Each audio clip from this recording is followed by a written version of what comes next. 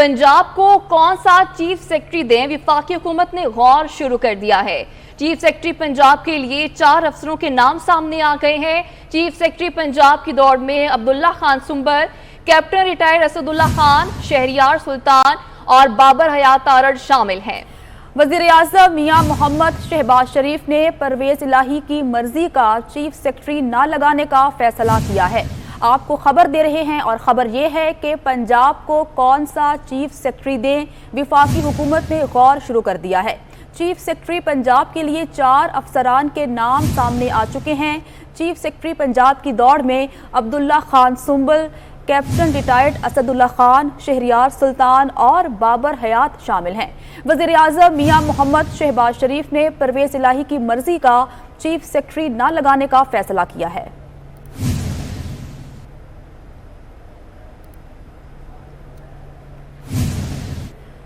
पेशावर से खबर है, जहां खैबर टीचिंग अस्पताल में करोड़ों रुपए की बेज़ाब्तगियां सामने आई हैं। ऑडिट रिपोर्ट के मुताबिक इमरजेंसी ब्लॉक के लिए 1 अरब 31 करोड़ की अदायगी में बेज़ाब्तगी पाई गई है। इसके अलावा कवायद और जवाबित के बरखिलाफ से दवाएं खरीदी गई, जिससे 65 लाख का नुकसान हुआ है। पेशावर से आपको ये खबर दे रहे हैं, जहां खैबर टीचिंग अस्पताल में करोड़ों रुपए की बेज़ाब्तगियां सामने आई हैं।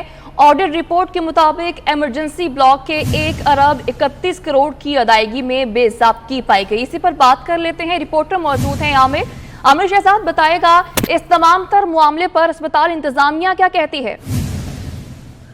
जी शुक्रिया। खैबर टीचिंग अस्पताल पेशावर का दूसरा बड़ा सरकारी अस्पताल है, जहां पर करोड़ों की जो है बेज़ाब्तियां सामने आई है। ऑडिट जनरल रिपोर्ट जो है वो सामने आ चुकी है, जिस पर अस्पताल इंतजामिया का ये मौक़िफ़ है कि तमाम तर जो है रिपोर्ट का जायजा लेने के बाद एडीसी के सामने पेश की जाएगी। उसके बाद ऑडिटर जनरल को जो है जवाब दिया जाएगा, जिसमें ये कहा गया है कि महंगे दामों जो है अद्वियात मार्केट से खरीदी गई है, जिसमें 60 से 65 लाख का नुकसान हुआ। इसी तरह जो इमरजेंसी ब्लॉक है उसमें से खर्चात किए गए, जिसमें 1 अरब 31 करोड़ रुपए की अदायगी की गई थी और कवायद व जवाबित के बरक्स मेडिसिन मार्केट से खरीदी गई। अस्पताल इंतजामिया ने अपना मौक़िफ़ देते हुए कहा है कि फौरी तौर पर जो है इस पर अपना इतराज जो है हम जमा करवाएंगे और फौरी तौर पर जो सूरत हाल है उसको हम क्लियर करेंगे। जी ठीक है आमिर शहजाद, बहुत शुक्रिया आपका।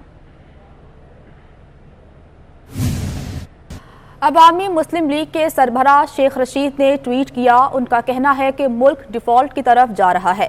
ज़र मुबादला के ज़खायर, तरसीलात और एक्सपोर्ट कम हो रही है। वज़ीर ख़जाना 1 हफ्ते टैक्स लगाते हैं, दूसरे हफ्ते उठा लेते हैं।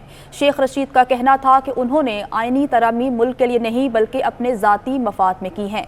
कर्ज के लिए भी फ़ौन आर्मी चीफ को करना पड़ रहा है।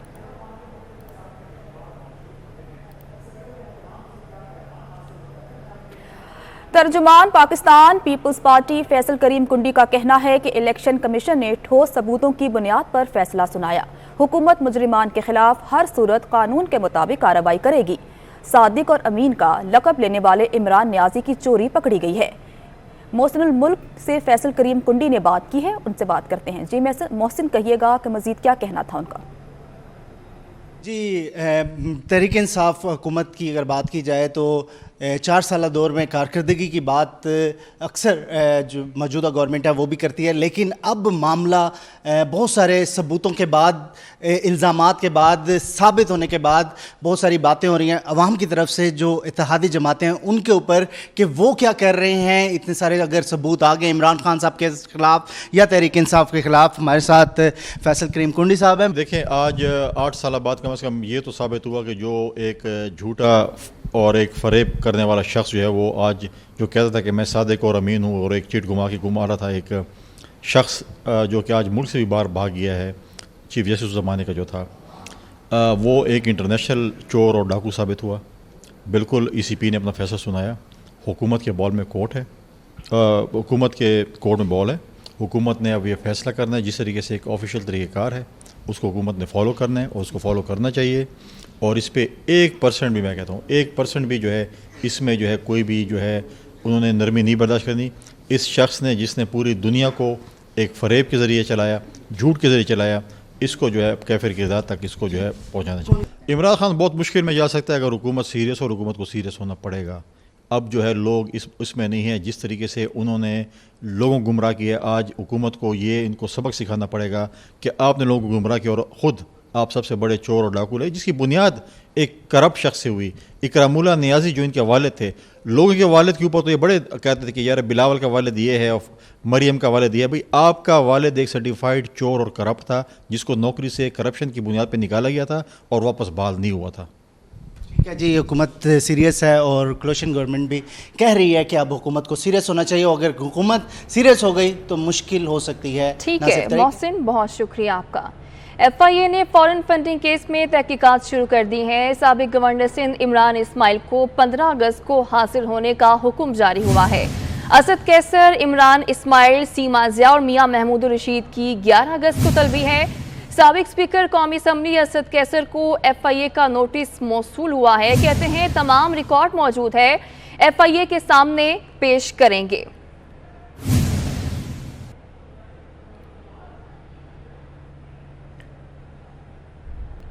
लाहौर से खबर है, जहां लीगी रहनुमा और साबिक सूबाई वज़ीर सैफुल मुल्क खोकर की जानिब से हेलीकॉप्टर हादसे में शहीद पाक फौज के शहीदों के लिए कुरान खानी का एहतमाम किया गया। सैफुल मुल्क खोकर का कहना था कि पाक फौज हमारा फ़ख्र है। शहीद होने वाले फौजी अफसरान को खिराज तहसीन पेश करते हैं। बिस्मिल्लाहिर्रहमानिर्रहीम।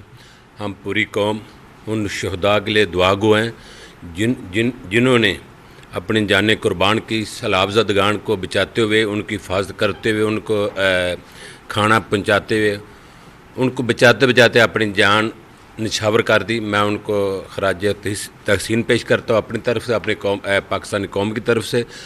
और वो जवान जो हम रात को सोते हैं, वो सरहदों पे हमारे सरहदों की रखवाली करते हैं, वो मुल्क की रखवाली करते हैं।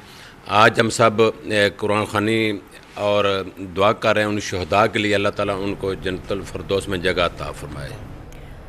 वज़ीर इत्तलात मरियम औरंगज़ेब ने फवाद चौधरी के बयान पर रद्द-ए-अमल दिया। वज़ीर इत्तलात मरियम औरंगज़ेब का कहना है कि इलेक्शन कमीशन के फैसले के तहत इमरान साहब ने 5 साल तक झूठा एफिडेविट जमा करवाया है।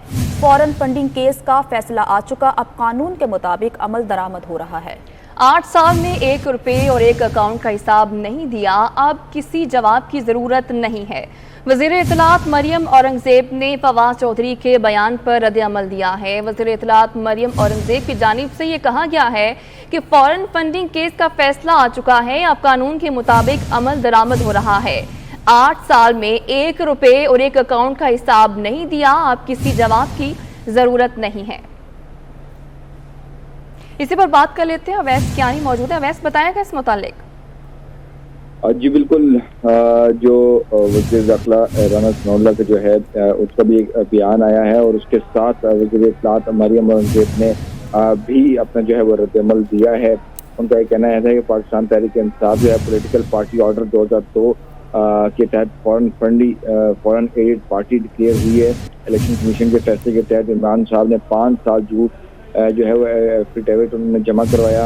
8 साल में 11 दफा हाई कोर्ट का दरवाज़ा खटखटा चुके हैं और 9 वकील बदल चुके हैं। फॉरेन एजेंट और फॉरेन एडेड पार्टी के कानून के तमाम दरवाजे जो है वो बंद होते हैं। 8 साल में PTI ने 9 वकील बदले हैं और उसके साथ साथ जो उन्होंने बताया कि राना सनाउल्लाह का खौफ इमरान खान को था, इसलिए 20 किलो ईरान का झूठा मुकदमा जो है बनाया था। राना सनाउल्लाह के खौफ से 25 मई को इमरान साहब खैबर पख्तूनख्वा भाग गए थे। और फवाद, एहतियात अच्छी चीज़ है, औकात तक ना जाएं तो आपके लिए बेहतर होगा। फॉरेन फंडिंग केस का फैसला आ चुका है, अब कानून के मुताबिक अमल दरामद हो रहा है। 8 साल में 1 रुपया और 1 अकाउंट का हिसाब नहीं दिया, अब किसी जवाब की जरूरत नहीं है। अब फॉरेन एजेंट इमरान खान और फॉरेन एडेड पार्टी का झूठ जो है वो फ्रॉड और तमाशा जो है वो खत्म हुआ है। वज़ीर दाखिला राना सनाउल्लाह ने भी शेख रशीद पर जो है वो रद्द-ए-अमल दिया है। ठीक है अवैस कियानी, बहुत शुक्रिया आपका। 10 से 13 अगस्त के दौरान पंजाब में मूसलाधार बारिश का इम्कान है। लाहौर, फैसलाबाद और गुजरांवाला में नशेबी इलाके ज़ेर-ए-आब आने का खदशा है। PDMA ने पंजाब में मजीद बारिशों के हवाले से अलर्ट जारी कर दिया है। तफसीलात जानते हैं इस रिपोर्ट में। का एक और धुआंधार स्पेल शुरू होने को तैयार। प्रोवेंशनल डिजास्टर मैनेजमेंट अथॉरिटी ने अलर्ट जारी कर दिया। 10 से 13 अगस्त के दौरान सूबे के मुख्तलिफ शहरों में बादल बरसेंगे। PDMA के मुताबिक मूसलाधार बारिशों के बायस लाहौर, फैसलाबाद और गुजरांवाला में नशेबी इलाके ज़ेर-ए-आब आने का खतरा है। दरियाए रावी, जेहलम और चनाब के बरसाती नालों में पानी के बहाव में इजाफा भी मुतवक्के है। PDMA की जानिब से मुतल्लिका इदारों को किसी भी किस्म की हंगामी सूरत हाल से निपटने के लिए तैयार रहने की हिदायत की गई है। वजीर बराए मौसमियाती तब्दीली शेरी रहमान कहती हैं कि पाकिस्तान की काबीना ने मॉनसून इमरजेंसी का ऐलान कर दिया है, लेकिन अब हमें बारिश के अगले स्पेल के लिए तैयार रहने की ज़रूरत है। उन्होंने अपने ट्वीट में कहा कि आज से बारिशों का नया सिलसिला शुरू हो रहा है। मुल्क के तमाम इदारे अभी से ज़्यादा एहतियाती तदाबीर जो हैं वो इख्तियार कर लें। वज़ीर मौसमियाती तब्दीली शेरी रहमान कहती हैं कि पाकिस्तान की काबीना ने मॉनसून इमरजेंसी का ऐलान कर दिया है, लेकिन अब हमें बारिश के अगले स्पेल के लिए तैयार रहने की ज़रूरत है। उन्होंने अपने ट्वीट में कहा कि आज से बारिशों का नया सिलसिला शुरू होगा।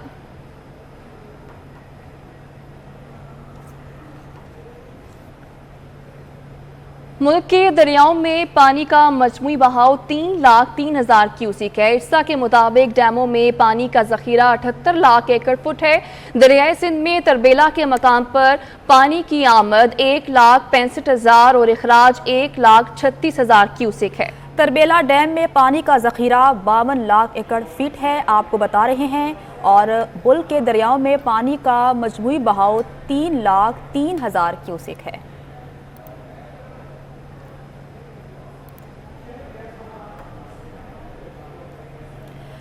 मुल्क भर में बिजली का शॉर्टफॉल 6,439 मेगावाट हो गया है। ज़राए पावर डिवीज़न के मुताबिक बिजली की मजमूई पैदावार 18,461 मेगावाट जबकि कुल तलब 24,900 मेगावाट है। मुल्क के मुख्तलिफ इलाकों में 8 घंटे तक बिजली की लोड शेडिंग की जा रही है। मुल्क भर में बिजली का शॉर्टफॉल 6,439 मेगावाट हो गया है। ज़राए पावर डिवीज़न के मुताबिक बिजली की मजमूई पैदावार 18,461 मेगावाट जबकि कुल तलब 24,900 मेगावाट है। आगे बढ़ते हुए आपको बताएं कि वज़ीर दाखिला राना सनाउल्लाह ने शेख रशीद के बयान पर रद्द-ए-अमल में कहा है कि आलमी बनारसी ठग गैर मुल्कियों से गैर कानूनी डॉलर लेते पकड़े गए हैं। इस्लामी टच देने वाले फनकारों को अब कानूनी टच की जरूरत है। फॉरेन फंडिंग के मुजरिम 8 साल से कानूनी टच से भाग रहे हैं। वज़ीर दाखिला राना सनाउल्लाह ने शेख रशीद के बयान पर रद्द-ए-अमल में कहा कि आलमी बनारसी ठग गैर मुल्कियों से गैर कानूनी डॉलर लेते हुए पकड़े गए हैं। इस्लामिक टच देने वाले फनकारों को अब कानूनी टच की ज़रूरत है। मजीद कहा कि फॉरेन फंडिंग के मुजरिम 8 साल से कानूनी टच से भाग रहे हैं।